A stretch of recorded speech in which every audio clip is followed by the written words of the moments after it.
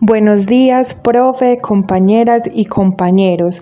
Nosotras somos el grupo 4, el cual está conformado por Daniela Barrera, Mariana Betancourt, Natalia Noreña y Maroli Tapias.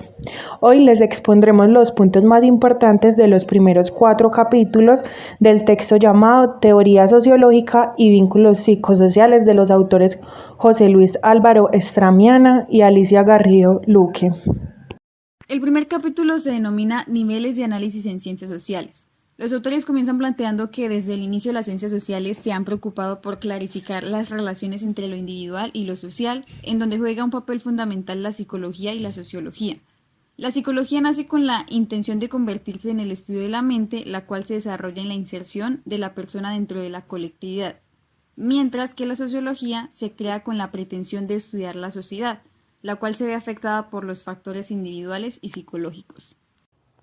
Nace entonces la psicología social, la cual es la combinación de la psicología y la sociología, y dentro de esta se dan debates en torno a las relaciones entre lo individual y lo colectivo.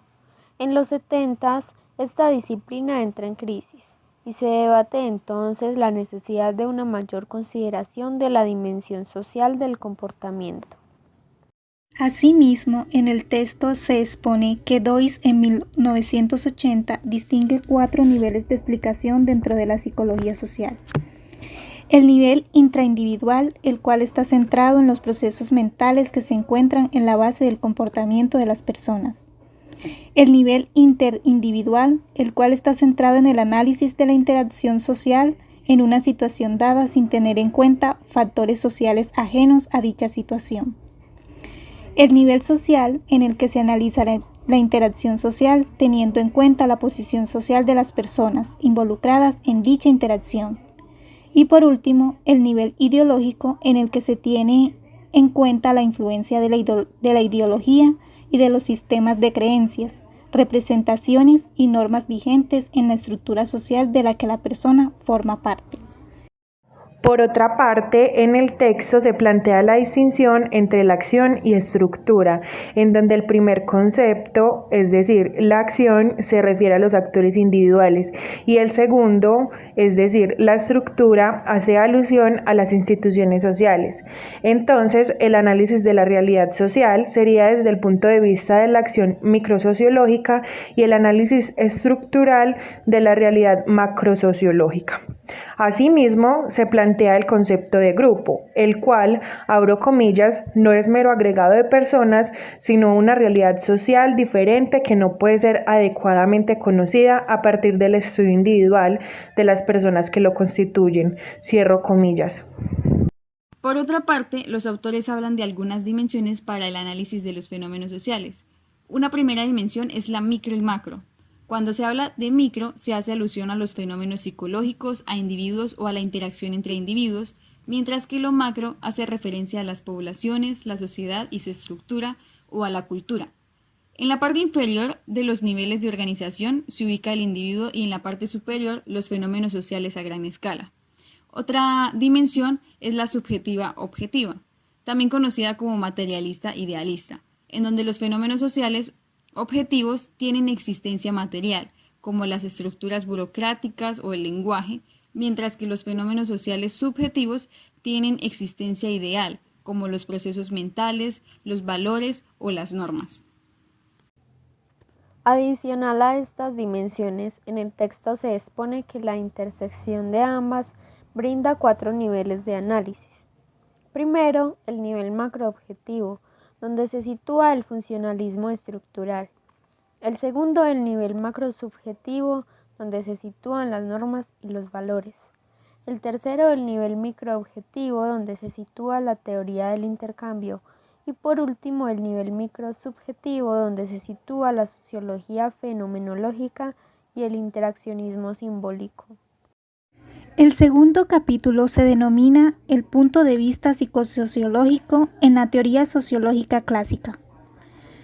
Alvarado y Garrido comienzan planteando que uno de los primeros autores en reflexionar sobre las relaciones entre psicología y sociología fue Augusto Comte, quien es considerado como el padre de la sociología y acuñó el término para hacer referencia a la ciencia que debe encargarse del estudio de la sociedad. Para Comte solo existían 6 ciencias fundamentales, cada una de las cuales incluía todas las anteriores, y estas son matemáticas, astronomía, física, química, biología y sociología. Esta última, es decir, la sociología, tenía como objetivo el estudio de la vida social y por esta razón se encontraba en la cima de todas las ciencias, a las cuales incluía. Además, Comte consideraba necesaria la desvinculación de la psicología y la filosofía, pero no creía en el carácter autónomo de la psicología. Para él, esta disciplina estaba dividida en 2 grandes ramas: el estudio psicológico del individuo, el cual debía formar parte de la biología, y el estudio psicológico del individuo, en tanto ser social, debía formar parte de la sociología. Esta concepción ha hecho que algunos autores como Allport consideren a Comte como el fundador de la psicología social. En esta misma línea, en el texto se expone que la reflexión sobre las relaciones entre psicología y sociología ocuparon también un lugar destacado en la obra de Spencer. Este autor es considerado como uno de los padres fundadores, no solo de la sociología, sino también de la psicología. Spencer desarrolló una concepción evolucionista de la psicología donde afirmó que, abro comillas, la evolución de la mente es el resultado de una progresión desde el estado indiferenciado de los órganos primitivos hasta la estructura compleja del cerebro humano. Esta complejidad es el resultado de la interacción entre el organismo y el medio, que hace que se vaya pasando de los reflejos a los instintos, luego a la memoria y, finalmente, al razonamiento mental. Cierro comillas. En concordancia con lo anterior, Spencer expone que la sociedad ha ido evolucionando desde un estado inicial de homogeneidad hasta un alto grado de complejidad actual. Para explicar el proceso de evolución social, Spencer define a la sociedad como un organismo, algo que también había hecho Comte, y al hablar de organismos, valoró como mejores a los organismos más evolucionados, contribuyendo así a la superioridad intelectual del europeo y del hombre. Por otro lado, este autor defendió siempre la existencia de una interacción recíproca entre el individuo y la sociedad, es decir, que hay una relación de retroalimentación entre el individuo y la sociedad, pero nunca aceptó la idea de que la personalidad individual es un producto cultural. El tercer capítulo se denomina las relaciones entre individuo y sociedad en los primeros desarrollos teóricos de la sociología. Dentro de ese apartado, los autores muestran 3 desarrollos teóricos de la sociología con respecto a la relación entre individuo y sociedad. El primero es la relación entre individuo y sociedad en la teoría social francesa. Álvaro y Garrido comienzan planteando que en la teoría social francesa, algunos autores como Durkheim y Tarde tienen enfrentamientos respecto al debate sobre el individuo y la sociedad. Para Durkheim, uno de sus principales objetivos fue definir el carácter de la sociología como disciplina científica e independiente de otras áreas de conocimiento, especialmente de la psicología, que tiene como interés principal objetivar los hechos sociales. Y es a partir de este interés que surge su concepción de la sociedad como una entidad independiente de los individuos que la constituyen. Para explicar las relaciones entre la sociedad y los individuos, él introduce el concepto de conciencia colectiva, la cual además sirve para estudiar los hechos sociales y está por encima de la conciencia individual. Además, el autor plantea que las relaciones entre la sociedad y el individuo se explican mediante el mecanismo de la coerción, y los hechos sociales ejercen un poder coercitivo sobre los individuos. Por otra parte, Gabriel Tarde, quien fue un sociólogo francés y pionero en desarrollar un punto de vista psicosociológico, rechaza la idea de una conciencia colectiva independiente de los individuos. Para él, el comportamiento individual no es producto de procesos psicológicos independientes y situados fuera del individuo, sino un resultado de las, abro comillas, reacciones recíprocas entre las conciencias, cierro comillas, y defendió la idea de que la sociología debía estar fundamentada en la psicología. Asimismo, Tarde expone que la psicología social es una psicología intersubjetiva, en la que el objeto de análisis son las relaciones interpersonales, en donde el mecanismo explicativo debe ser la imitación y la sugestión. Además, para Tarde, el comportamiento social no es el resultado de la influencia unidireccional de la colectividad sobre el individuo, sino de un proceso de influencia recíproca entre las conciencias. El segundo desarrollo teórico es la relación entre individuo y sociedad, explicado desde la teoría social alemana. Este apartado inicia planteando que Max Weber abogó por una sociología centrada en los individuos más que en la colectividad. Aunque reconoció la importancia de los fenómenos colectivos, Weber mantuvo siempre la convicción de que estos podían ser estudiados partiendo de la comprensión de la acción individual. El método de análisis de la sociología, por tanto, debía ser individualista.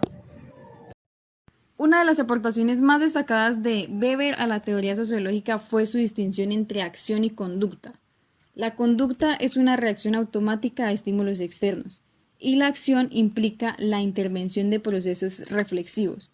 Según Max Weber, uno de los principales objetivos de la sociología debería ser el estudio de la acción social. Es por eso que para este autor el comportamiento no puede ser estudiado como mera reacción a estímulos externos, sino que para su comprensión se debe entender cuál es el significado que los individuos dan a sus actos. El análisis sociológico debe partir del sentido que el actor da a su acción. Max Weber quería construir una sociología comprensiva que tuviera como elemento central la utilización de la Verstehen, que es una de las principales herramientas metodológicas del sociólogo. Verstehen, en un sentido literal, significa comprensión, y es también un método de estudio derivado de la hermenéutica, cuyo objetivo es el análisis del significado y la estructura de los textos.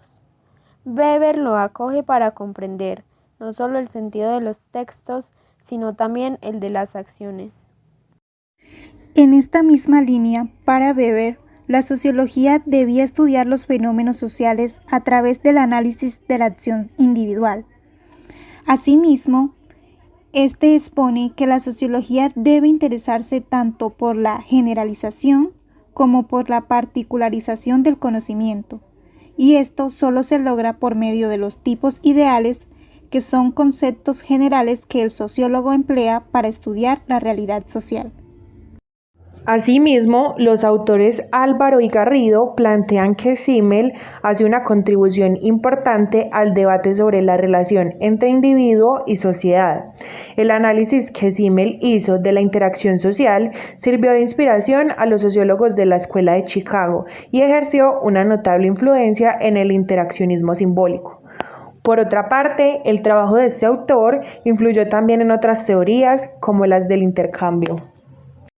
Continuando con los planteamientos de Simmel, él expone que el objeto principal de la sociología debe ser el análisis de las interacciones que se producen cotidianamente entre las personas. Además, propone que a la hora de estudiar la interacción social hay que situarse en un nivel de análisis microsociológico.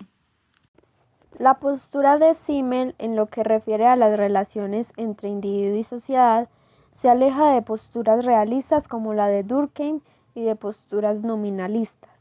Frente a ambos extremos, adopta una postura interaccionista en la que individuo y sociedad se determinan mutuamente. Del mismo modo, plantea que las estructuras sociales son producto de la interacción entre personas, pero una vez creadas trascienden a estas y pueden ejercer sobre ellas una influencia coercitiva. El tercer desarrollo teórico es la sociología de la Escuela de Chicago. Entre los desarrollos teóricos de la sociología que ejercieron mayor influencia en la psicología social, se encuentran los trabajos desarrollados en el Departamento de Sociología de la Universidad de Chicago. Este departamento fue fundado por Small en 1892 y se convirtió en el centro de la sociología norteamericana durante los años 20. Autores como Robert Parks, Ernest Burger, W. Thomas, Charles Colley o George Heber destacan entre los principales representantes de una orientación que se convertiría en uno de los principales desarrollos teóricos de la psicología social sociológica. Al igual que Simmel, los sociólogos de la Escuela de Chicago adoptan una orientación microsociológica, centrada en el análisis de la acción y de los procesos subjetivos que la determinan.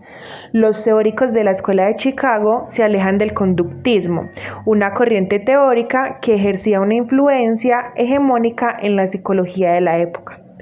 Estos sociólogos proponían una visión voluntarista del ser humano, es decir, que la persona no reacciona mecánicamente ante los estímulos que se le imponen desde el exterior, sino que sus acciones están mediadas siempre por la conciencia. Adicional a esto, otra gran diferencia es el hecho de la concepción del sujeto, puesto que el conductismo concibió a la persona como un reactor pasivo, mientras que la sociología de la Escuela de Chicago la definió como un sujeto reflexivo cuyas acciones estaban guiadas por el significado que atribuía a las mismas. A la hora de explicar y comprender el comportamiento de las personas, la percepción que la persona tiene de la realidad puede ser más importante que la realidad misma.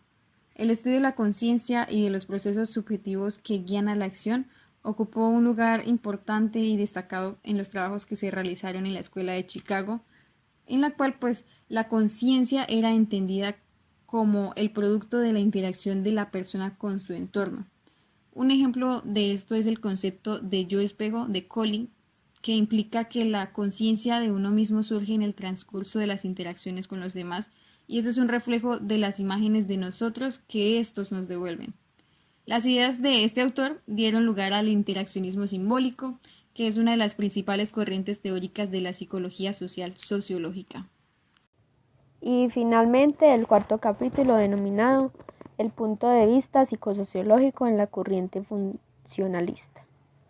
Este capítulo inicia planteando que el funcionalismo es una perspectiva teórica que permite explicar los fenómenos sociales en términos de las funciones que estos cumplen, es decir, analizando la forma en que contribuyen al mantenimiento de la sociedad.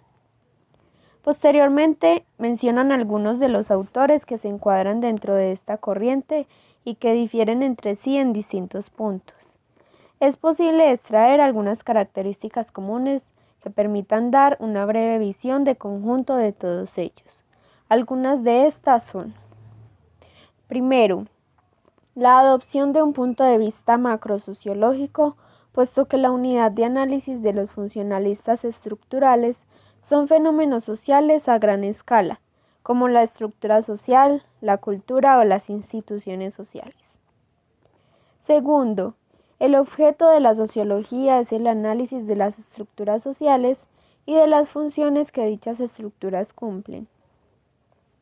Las estructuras sociales son funcionales para el sistema en el sentido de que contribuyen al mantenimiento de éste. Tercero, el sistema social es el resultado de la existencia de un consenso valorativo y normativo. Y cuarto, el cambio social se produce de forma lenta, pues el funcionalismo estructural no supone un rechazo de la existencia de cambios en el sistema, pero sí de la idea de que estos tienen lugar de forma brusca. Es así como los cambios en una parte del sistema ocasionarán un proceso de ajuste de las demás partes. En este sentido, uno de los principales representantes del funcionalismo estructural en sociología, planteados por Álvaro y Garrido en el texto, fue Talcott Parsons, quien rechazó el concepto de conducta y reivindicó el uso del término acción, el cual es más apropiado porque implica tener en cuenta el papel de la conciencia y de los determinantes subjetivos del comportamiento. Asimismo, afirmó que la interacción entre actores individuales se comprende como sistema, el cual necesita de 4 funciones principales para su buen funcionamiento. Primero está la adaptación. El sistema debe adaptarse a su entorno y hacer que el entorno cambie en función de sus necesidades. Segundo, el logro de las metas. El sistema debe definir sus propias metas y propiciar todos los medios para alcanzarlas. Tercero, la integración. El sistema debe garantizar la interrelación entre todas sus partes. Y cuarto, la latencia. El sistema debe garantizar pautas culturales para mantener así la motivación de los individuos que pertenecen y a su vez garantizan la permanencia. La intención de Parsons fue aplicar este esquema al estudio del sistema de la acción social, la cual tiene lugar en el contexto de una estructura social que pone a las personas en relación con otras. Toda acción transcurre situada, es decir, en el contexto específico de una cultura que la determina por medio de una serie de valores y normas. Del mismo modo, la acción se encuentra determinada por las necesidades y características de los actores individuales. De ahí que Parsons considere que para un análisis de la acción es necesario tener en cuenta 3 niveles, los cuales son el sistema social, el sistema cultural y el sistema de la personalidad de los actores individuales. El interés central de Parsons fue el análisis del sistema social, el cual definió como, abre comillas, una pluralidad de actores individuales que interactúan entre sí en una situación que tiene al menos un espacio físico o de medio ambiente. Actores motivados por una tendencia a, entre comillas, obtener un óptimo de gratificación y cuyas relaciones con sus situaciones, incluyendo a los demás actores, están mediadas y definidas por un sistema de símbolos culturales estructurados y compartidos. Cierra comillas. Además, Parsons señala que cuando se quiere llevar a cabo un análisis de los sistemas sociales, hay que seleccionar la unidad de análisis de orden más alto, el status role. La unidad de análisis no es ya el actor individual, sino el actor en tanto está relacionado con otros actores. De esta manera, la participación de éste tiene 2 dimensiones. El estatus, que hace referencia a la posición que un actor ocupa con respecto a otros actores, y el rol, que hace alusión al papel que el actor desempeña en su relación con los demás. Es de esta forma que los prerequisitos funcionales del sistema social son los siguientes. La motivación adecuada de los actores. En el sistema tiene que haber un número suficiente de actores individuales que estén motivados para actuar de acuerdo con las exigencias del sistema. Los actores tienen que estar motivados para actuar positivamente, cumpliendo así con las expectativas asociadas a sus roles, y también actuar negativamente, evitando conductas desviadas. Por otro lado está la compatibilidad de las pautas culturales. Las pautas culturales tienen que garantizar un mínimo de orden en el sistema. Este debe evitar pautas culturales que planteen a los individuos demandas imposibles y que generen, por tanto, desviación y conflicto. Otro representante importante del funcionalismo estructural en sociología que nos presentan los autores en su texto fue Robert Merton, quien criticó algunas de las posturas extremas de Parsons, siendo una de estas la idea de que cualquier estructura o institución social es funcional para el mantenimiento del sistema. De esta manera, realizó una de sus principales aportaciones, la cual fue la introducción del concepto de disfunción, el cual hace referencia al hecho de que determinadas estructuras o instituciones sociales podrían tener consecuencias negativas para el sistema. Del mismo modo, admitió la posibilidad de que determinadas estructuras o instituciones no cumplieran ninguna función relevante para el conjunto del sistema, concibiendo así el concepto de no función.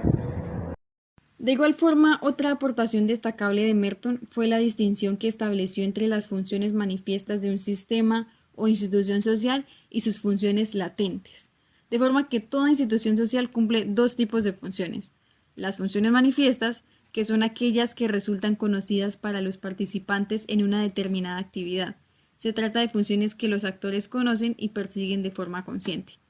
Y las funciones latentes, que son las consecuencias de la actividad que los participantes no conocen, de la que no son conscientes, siendo entonces uno de los principales objetivos de la sociología, según Merton, descubrir estas 2 funciones.